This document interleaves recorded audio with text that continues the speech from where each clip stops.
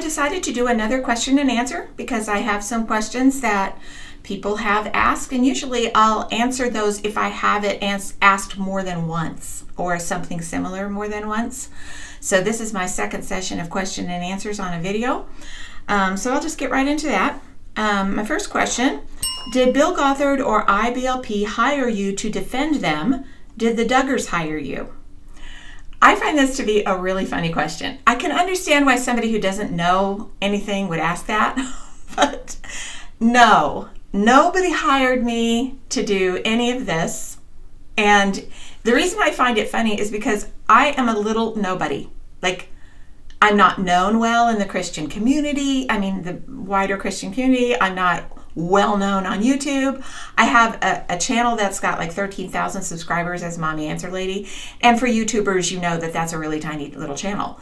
This channel, Shiny Slander, is even smaller. It's like 500. Right now it is anyway. You know, I'm not someone that someone would go out and seek to hire. I mean, of course I didn't have Shiny Slander when I started this, but why would they seek to hire me? That wouldn't even make any sense. So no, nobody hired me. IBLP did not, Duggars did not, Bill Gothard did not. I didn't even know these people, okay? So no. Why do you say the claims of the interviewees in Shiny Happy People are the same as the claims of the producers? Is it fair to say what the people talking in the program say means that that is what the documentary is claiming is true? Okay, I've had that asked me a couple times, and I think to myself, did they watch Shiny Happy People and pay attention? First of all, there's a couple problems with this question, the premise of the question. The entire program, from the first minute to the end, all 4 episodes, was all interviews. The only thing that wasn't interviews was clips of news programs or clips of like a seminar or something. The whole rest of it was interviewees. There wasn't a reporter or a journalist who made some premise that they were going to go figure something out, and then they interview people, and then they take their interviews and go research what the person said to show whether it's true or not, which a lot of documentaries do things that way. No, all of it was interviewees. Does that mean you can't question any of it because it was all interviewees? Does that mean that that is not what the producers wanted the people to believe? Obviously they did. Let me give you an example. Brooke Arnold at one point in Shiny Happy People says, Bill Gothard and his family lived extravagantly off IBLP money. And then they take that clip of Brooke Arnold, and then they take a clip of Joshua Pease, and he says, you're going to see gold-plated hallways. Okay, and they show a picture of a hallway that isn't gold-plated. I don't know why they think people would notice that isn't a gold-plated hallway. But anyway, so these are statements that are put out there as true by Shiny Happy People producers. They take the clip the interviewer said, they set it out, and then they just leave it there as if it's true. There's no investigation to see whether it's true or not. It's just true. They did that all the way through the program with one thing after another. Even the Danica Dillon thing. They showed news clips of how he was being accused of the Danica Dillon scandal, Josh Duggar, and then they never mention that it was shown in court that she was lying. Like, they just leave that part out. So to say that the Shiny Happy People producers were not trying to push forward some kind of narrative by just setting out things that an interviewee would say and then just leaving it on the table for the audience to soak in as true, that's a ridiculous argument. Okay, that don't make any sense. They didn't dig into the truth of what these interviewees were saying. They just cut the interviewees, little clips of them, and they strung them together in order to create a narrative without any proof of what these interviewees were saying being true or not. So yes, you have, as a person who's looking into it, you have every right to question what the interviewees say because there was no scrutiny about what they said at all. So yes, I think the producers obviously did this on purpose. They had a narrative, they wanted to push that narrative forward, and that's what they presented. By what the interviewees said, they just clipped those together. So I think that's a ridiculous argument. I really do. Why are you only focusing on Shiny Happy People and not on the truth or falsehood of IBLP teachings? Well, because I'm not here to be a minister or a pastor to say whether or not a teaching is true or false according to my biblical ideas. That's not what I'm doing. I'm only saying whether or not somebody is saying something is what they teach and if it is what they teach in context. And so whether or not what they teach is what I personally believe is biblically sound or not is not the question. And it's not really whether you believe it's biblically sound either, is it? It's whether or not this person is slandering the other person or organization or not. And by slandering, they are trying to make them look bad when they're taking what they said out of context, or just basically straightforward lying. For example, let's say it was Amish people, and a person over here is saying, well, the Amish people teach that you should, that if you sing a certain song that isn't in their hymnal, you should be whipped, flogged or something. Okay, well, do the Amish teach that? No. They do teach that you shouldn't, the real fundamentalist type Amish teach that you should only sing out of their particular hymnal that they have. But do they teach you should be flogged if you sing something else? No. So that would be a slanderous statement by these other people. It doesn't matter what I think about what the Amish teach or not. That's irrelevant, what I think, or what I believe about that being the biblical sound or not, or whatever. So here, it's the same sort of thing. If Gothard teaches something, or IBLP taught something, and these people over here are saying it was taught in this context, and it wasn't, that's slander. That's not true. And that's what I'm pointing out. And that's my job. I'm not here to be a pastor or tell somebody what they should believe about Christian beliefs.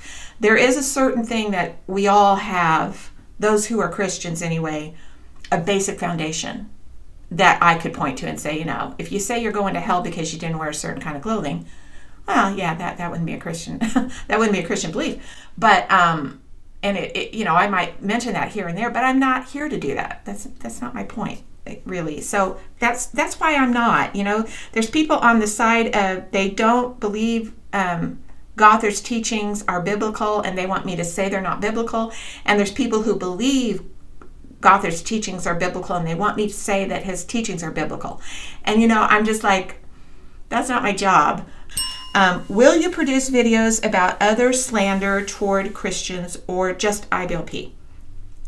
I think I probably will. The situation with doing it with IBLP and Gothard was my first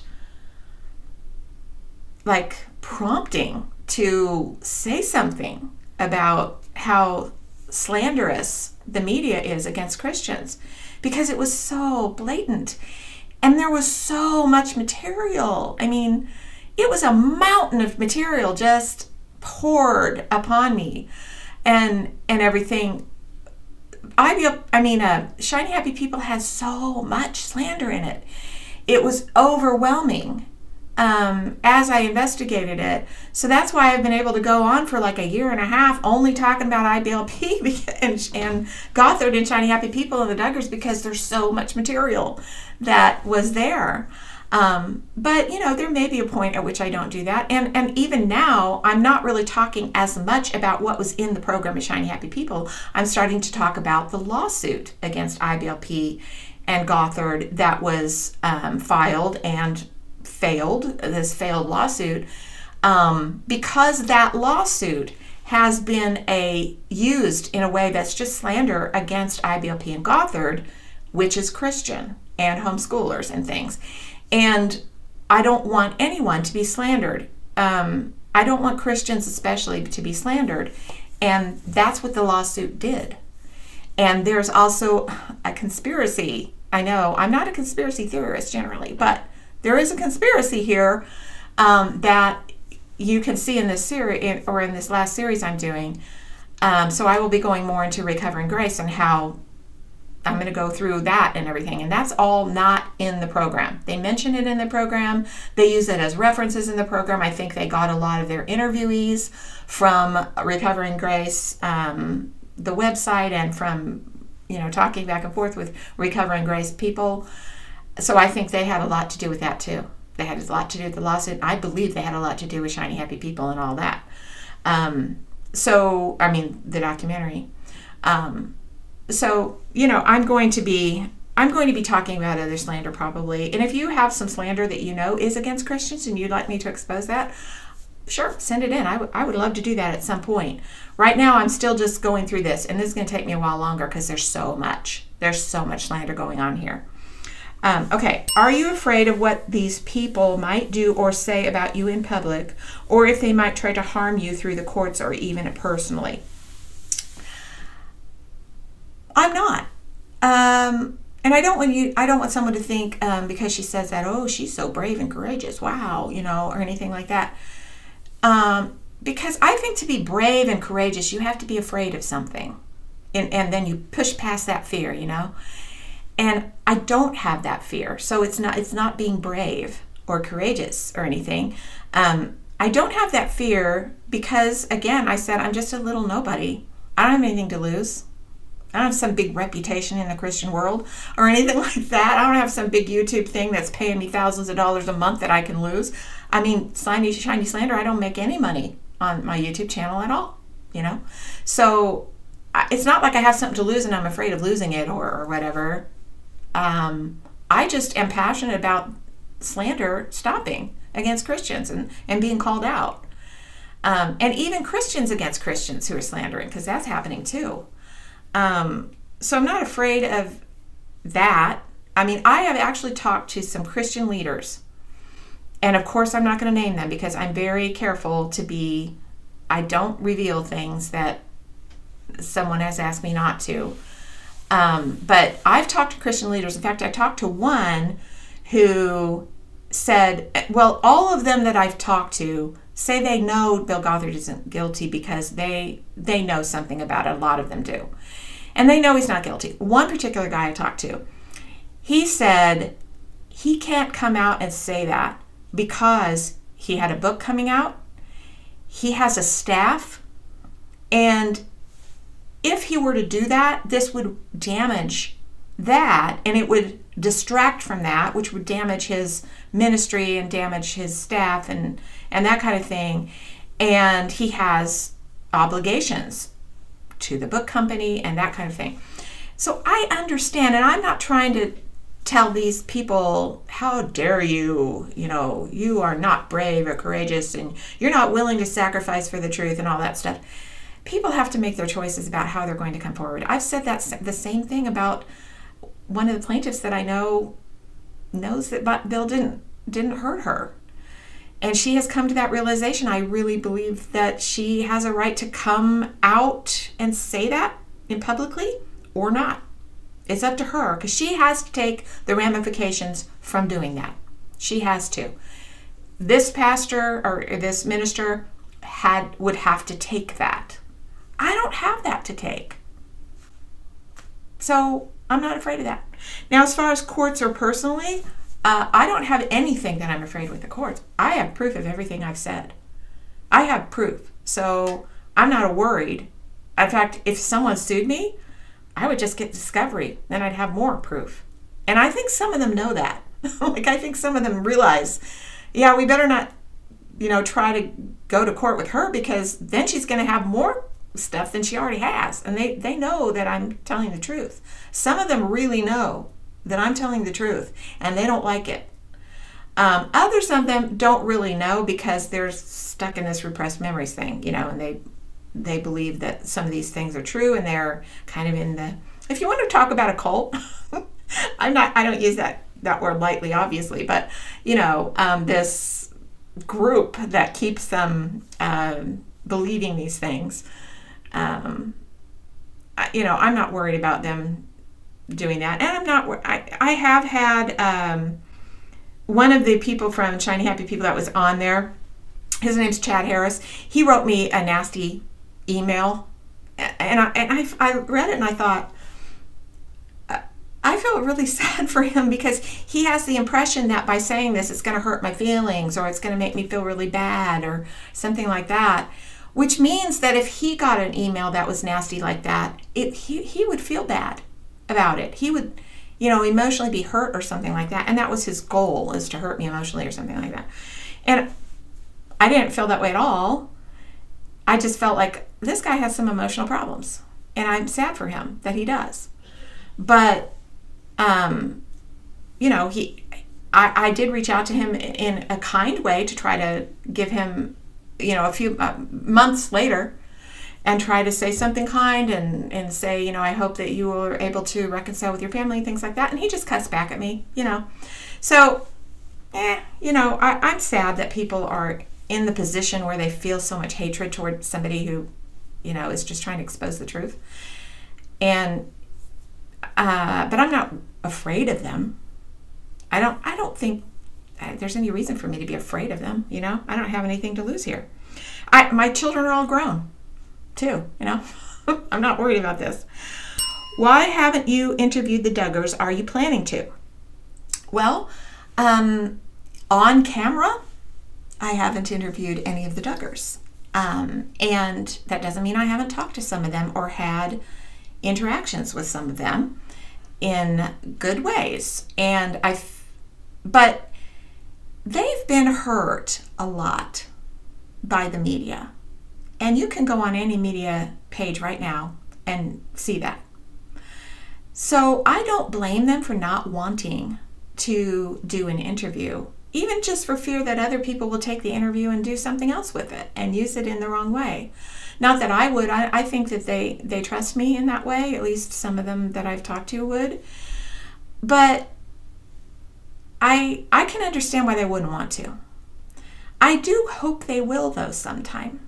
Because if they did, that would bring attention to the truth here.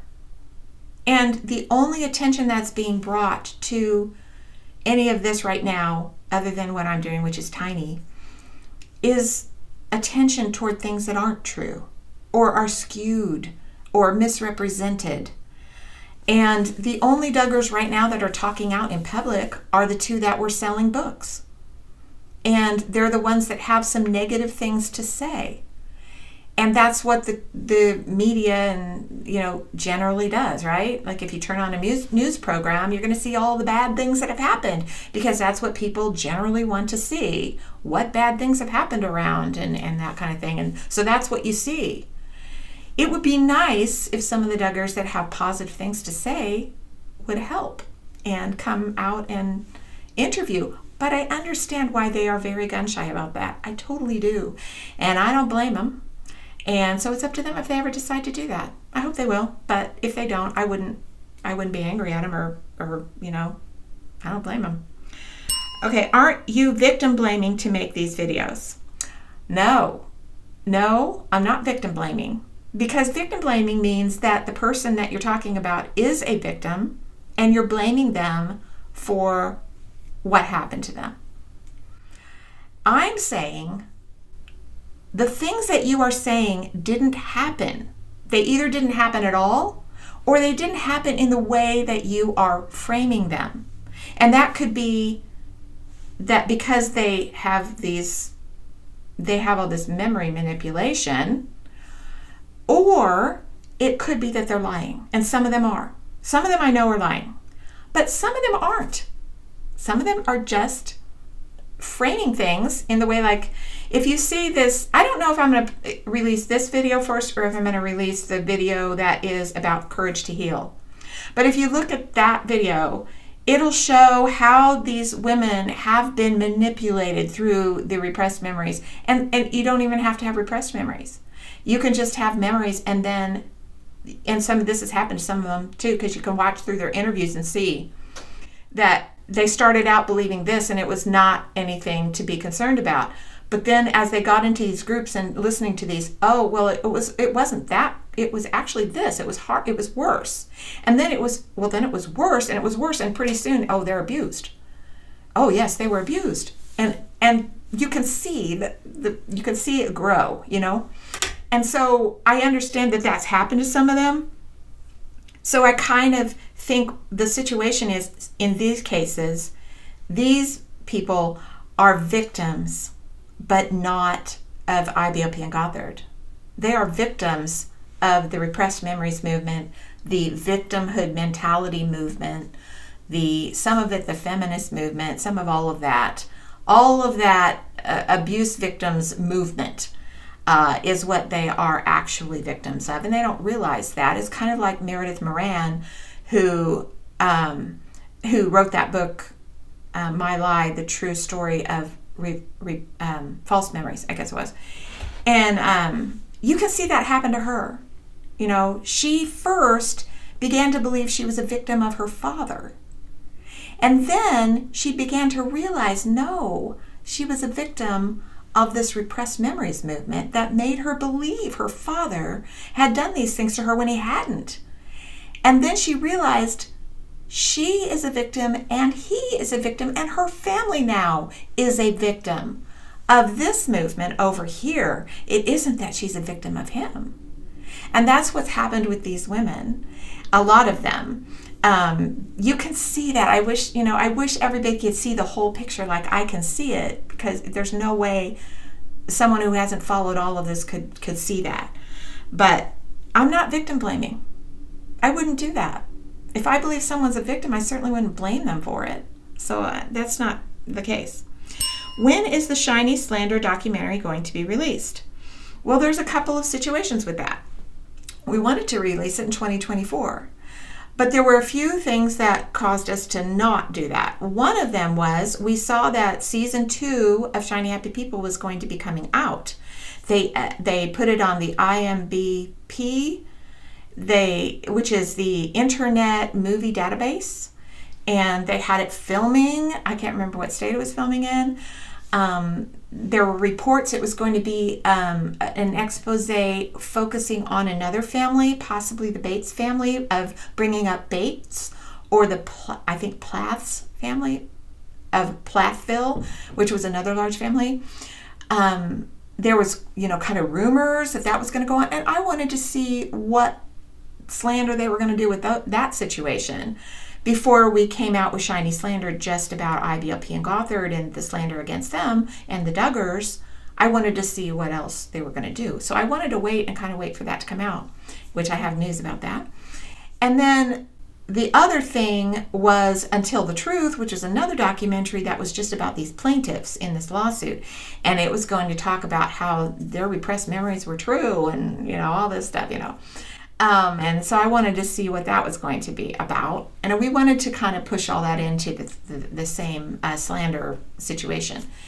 Then the other issue is funding. We can only do so much with the documentary with the funding that we have. And so the kind of documentary we want to make, we need more money for that. We may end up making a lesser documentary depending on the funding. So we're kind of waiting for that too, to see what happens with that.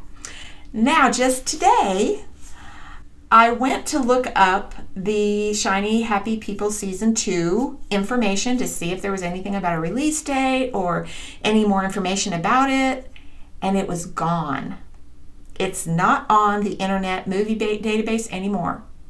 So I'm wondering if maybe they have come to the realization that if they put out another entire season of slander, they could be sued. They could be sued for what they've already done. They could. And if IBLP wasn't already preoccupied with other issues, Bill Gothard wasn't 90, and the Duggars wanted to, they could actually sue for what they've already done. Mostly IBLP could, and Gothard, because my goodness, there is a mountain of slander in that program. And it's provable slander. It's not just maybe, it's documented slander. Like I just talked about, like the living extravagantly off IBLP money. I mean, that right there is a slanderous statement. And it's not true. And it can be proved that it's not true.